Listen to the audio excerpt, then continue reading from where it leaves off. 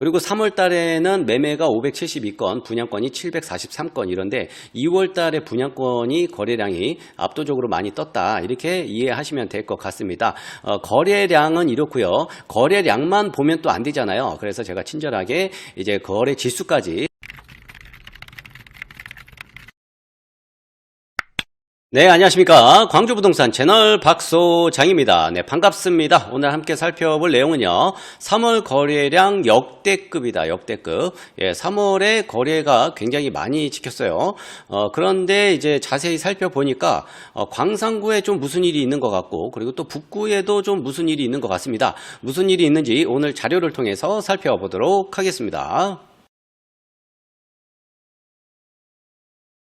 자료 살펴보도록 하겠습니다. 광주 부동산 유형별 거래량, 여기 밑에는 단순히 아파트 순수 매매 거래량이고요. 그리고 여기 위에는 아파트 전체 거래량이다. 전체 거래량. 매매 외에 뭐가 있냐면은 판결, 교환, 증여, 분양권 전매, 분양권 그 합의 취득 계약, 그 현물 출자, 뭐 최초 공급, 분양권 검의 뭐 이런 것들이 다 포함된 수치예요. 요거는.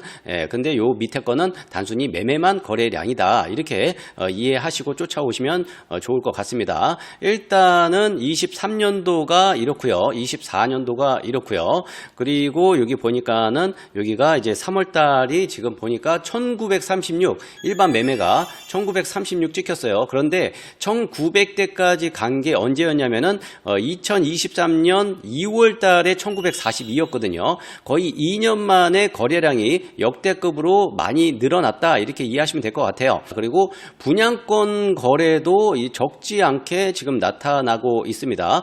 좀 더 자세히 보도록 하겠습니다.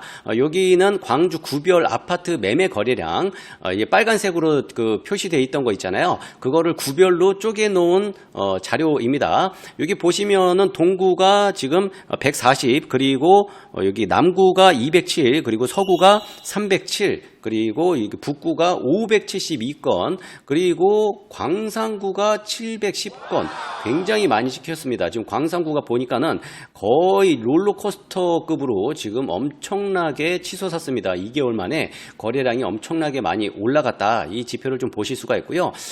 요거는 지금 방금 전에 보신 빨간색 선 자료고, 그리고 파란색 선 아파트 전체 거래량, 요거를 구별로 한번 잘라 보도록 하겠습니다. 여기 보니까는 여기 같은 경우에는 또 북구가 굉장히 높은 수치로 나타나고 있습니다. 방금 전에 아파트 매매는 광산구가 높았고 지금 전체 거래량은 북구가 굉장히 높다. 일반적인 수치보다 비정상적으로 많이 올라간 거예요. 이 두 개의 수치가.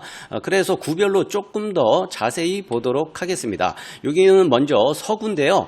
서구는 별반 그렇게 특이한 점이 없습니다. 거의 아파트 매매 거래량하고 전체 거래량하고 별 차이가 안 나요. 거의 대부분 시장에서 통용되는 아파트 거래량이다. 이렇게 좀 이해하시면 될 것 같고요.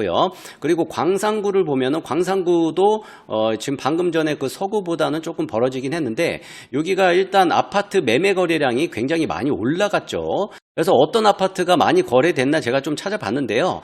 특정 아파트가 거래가 많이 됐다라기보다도 전반적으로 거래가 굉장히 많이 일어났습니다. 그리고 광산구에 분양권이 많이 없다 보니까는 분양권 거래가 그렇게 많진 않아요. 그렇지만 아파트 매매 거래량이 굉장히 많이 올라갔다는 게 이 자료를 통해서 보실 수가 있습니다. 그리고 남구를 보시면은 남구 같은 경우에는 일반 매매가 그 207건, 그리고 분양권이 3월 달에 240건. 근데 2월 달에는 314건. 이때 이제 분양권이 좀 거래가 많이 된 거죠. 민간공원 특례 사업으로 인해서 공급되어진 SK뷰 있잖아요. SK뷰가 좀 거래가 좀 되지 않았을까 이렇게 좀 유추해 볼 수 있습니다. 그리고 서구를 보시면은 서구도 분양권이 분양권 거래 비중이 꽤 높은 것으로 나타납니다.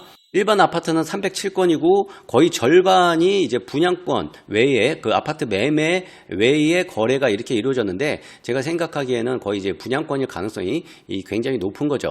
서구 쪽에 분양권이 아무래도 이제 물량이 많은 곳이 서구 중앙 롯데 시그니처죠. 중앙공원 롯데 시그니처가 좀 거래가 좀 일어나지 않았을까 이렇게 좀 유추해 볼 수 있고요. 그리고 이제 북구를 보도록 할게요. 북구는 2월 달에 분양권 거래가 정말 압도적으로 터졌습니다. 터졌습니다.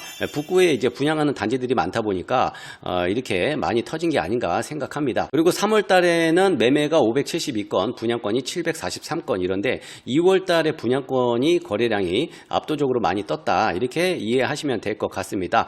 거래량은 이렇고요. 거래량만 보면 또 안 되잖아요. 그래서 제가 친절하게 이제 거래 지수까지, 주간 아파트 변동률까지 같이 가져왔습니다. 여기 보시면은 2022년도 5월 달부터 급격하게 추락을 하기 시작했죠. 그러면서 22년 9월 26일 날 조정 대상 지역이 해제되고 나서, 그리고 난 다음에 이제 다시 이게 좀 줄어들기 시작했어요. 낙폭이. 그러면서 23년도 3월 달에 이때 당시에 거래가 굉장히 많이 터졌고, 이때가 1900건 정도 이렇게 터졌고, 그러면서 시장에서 하락률이 이제 멈추기 시작을 했다. 이렇게 좀 이해하시면 될 것 같고요. 그러면서 이때 조금 상승이 좀 일어나긴 했었어요. 갑자기 거래가 비중이 많아지면서 시장의 매물이 줄어들면서 잠깐 떴다가 이제 다시 큰 폭은 아니지만 하락 국면 내지는 보합 국면으로 계속해서 지금 이어온 거죠. 그런데 작년 10월 달에도 좀 거래 비중이 텄어요. 그런데 그때 당시에 이 거래량이 이제 어디로 전가가 됐냐면은 전세가로 전가가 되면서 전세 가격이 굉장히 많이 올라갔다. 이렇게 좀 이해하시면 될 것 같고요. 그리고 이제 3월 달에 또 거래가 이게 터졌는데, 과거에 거래량이 터졌었던 이 두 사례를 좀 비교를 해본다면은 전세가의 영향이 있던, 매매 가격에 영향이 있던, 뭐 이런 식으로 가지 않을까. 그런데 이제 많은 분들이 또 염려하시는 게 26년도에는 또 입주 물량이 많다라는 이런 염려들이 있는데, 이런 조정 국면이 이미 지금부터 저는 시작이 됐다. 저는 그렇게 생각합니다. 왜냐면은 내년에 입주하는 사람들이 이미 집을 내놓고 팔고 있거든요. 이런 상황들이 굉장히 많은 것 같습니다. 어쨌든 오늘 자료 여기까지 준비했고요. 그리고 이제 3월달, 4월달 거래는 또 어떻게 나올까 생각해 본다면은 4월 달에도 많은 양은 아닌데 그래도 1300여 건 정도는 좀 뜨지 않을까 이렇게 좀 생각이 듭니다. 그리고 요즘에 부동산 심리가 조금 변화가 있는 게 이제 대선이 다가오잖아요.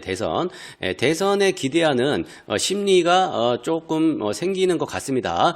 이게 광주 부동산 시장에 또 어떤 영향을 미칠지도 좀 살펴봐야겠죠. 우리가 살펴볼 거는 이제 그 부동산 정책인데 우리가 눈여겨서 봐야 되는 거는 다주택자 규제, 이거를 어떻게 바뀌어지느냐, 이게 핵심일 것 같아요. 핵심 포인트, 다주택자 규제, 이게 주는 영향이 광주 부동산 시장에 굉장히 크지 않을까 이렇게 생각합니다. 그렇기 때문에 다주택자 규제가 어떻게 적용이 되는지 좀 살펴봐야 될 것 같아요. 제일 큰 게 일단 1차적으로는 이제 취득세 중과예요. 취득세 중과. 이 취득세 중과를 하다 보니까 자꾸 똘똘한 한 채, 그리고 서울 그 집중 현상 이런 것들이 나타나잖아요. 그렇기 때문에 취득세 중과가 어떻게 완화되는지에 따라서 광주 부동산 시장에서 굉장히 큰 트리거로 작용을 할 수 있기 때문에 굉장히 중요하다라고 좀 볼 수 있겠습니다. 취득세 규제가 혹시라도 변동이 있거나 발표가 된다면 그때 재빠르게 제가 또 영상 찍어서 올려드릴 테니까요. 참고해서 보시면 좋을 것 같습니다. 오늘 자료는 여기까지 준비했습니다. 저는 이만 여기서 물러나 보도록 하겠습니다. 지금까지 광주 부동산 채널의 박소장이었습니다.